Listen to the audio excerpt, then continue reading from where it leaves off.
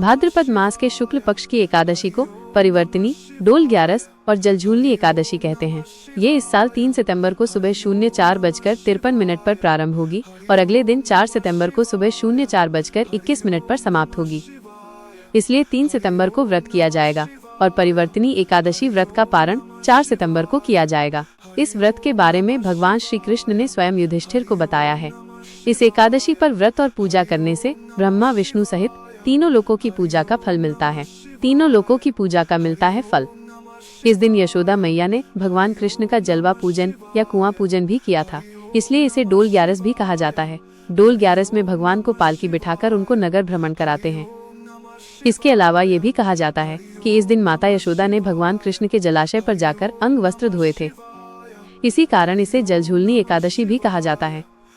यह भी मान्यता है कि क्षीर सागर में विराजमान भगवान विष्णु इस दिन करवट बदलते हैं, इसलिए इसे परिवर्तनी एकादशी भी कहते हैं।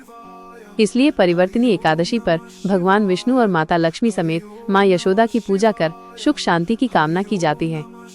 पूजा विधि परिवर्तनी एकादशी व्रत को करने से मनोवांछित फल की प्राप्ति होती है और इस व्रत का पारायण अगले दिन प्रातः काल में होता है। ऐसी मान्यता है कि इस दिन भगवान विष्णु करवट बदलने के साथ प्रसन्न मुद्रा में रहते हैं। इस दिन भक्ति भाव और विनय पूर्वक आग्रह करने पर मनोवांछित फल अवश्य मिलता है। परिवर्तनी एकादशी पर भगवान विष्णु के वामन रूप की पूजा करने से हर तरह के पाप खत्म हो जाते हैं। इस दिन स्नान करके शुद्ध वस्त्र धारण कर भगवान के सामने व्रत का संकल्प लें। लाल कपड़ा चौकी पर बिछाकर भगवान को स्थापित कर उनको चरणामृत मिठाई का भोग लगाएं। कथा सुने और आरती उतारें। दिन भर व्रत रखें, रात को जागरण करें और फिर द्वादशी में व्रत का पारण करें।